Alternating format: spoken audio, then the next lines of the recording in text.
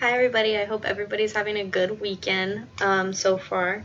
I'm going to talk about chapter 6, which is about proteins, and in particular the medium protein needs. This chapter about proteins, I found the most information that I really didn't know or that I didn't really think about. I didn't know that we were supposed to be consuming 0.8 grams per 1 kilogram of body weight.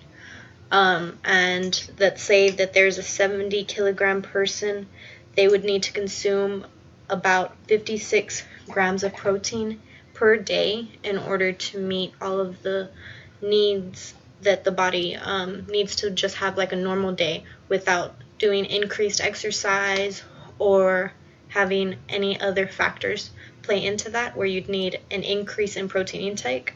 And some of those factors would be for females during pregnancy, because of course during pregnancy you're going to need to increase all of the females' functions, and also you're providing nutrients for that growing fetus.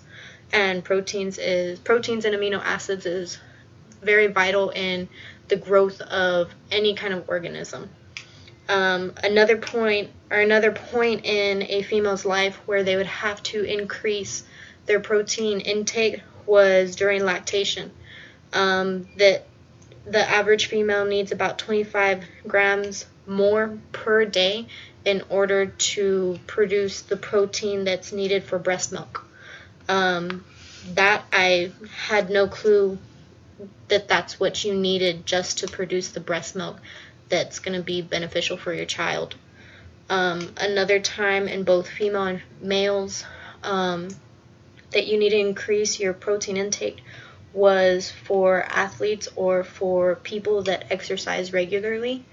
That also, when it comes into play with exercising and athletes, people are more likely to use protein supplements because, of course, they hear out on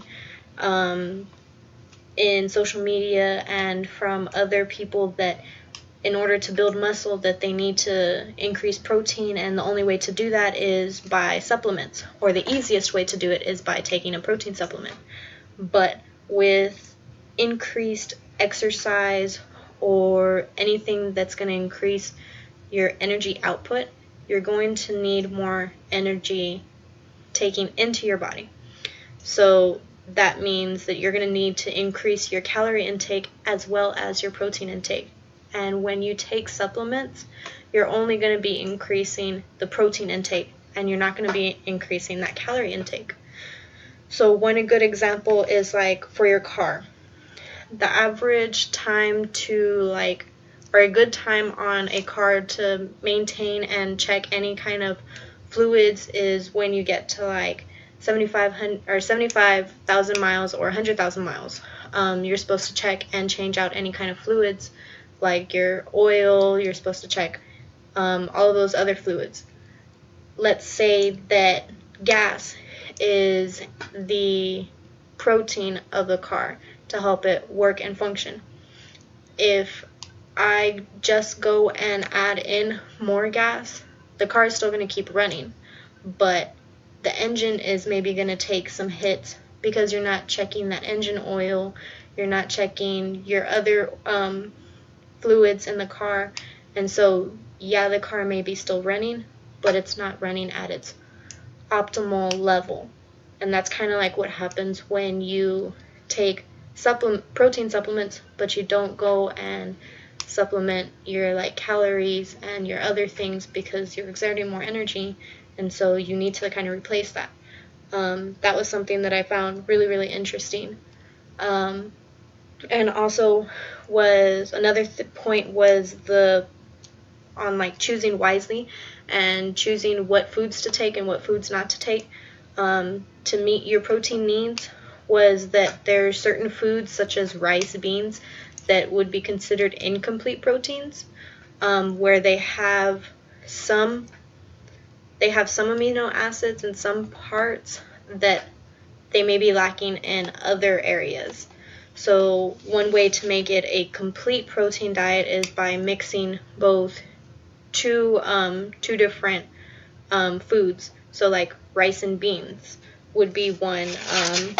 Another would be like bread and peanut butter, corn tortilla and beans, sesame seeds and chickpeas. Just to name a few examples, that in order to make sure that you're consuming the right amount of proteins, and making sure that you're consuming all the right amount of amino acids in order for your body to work.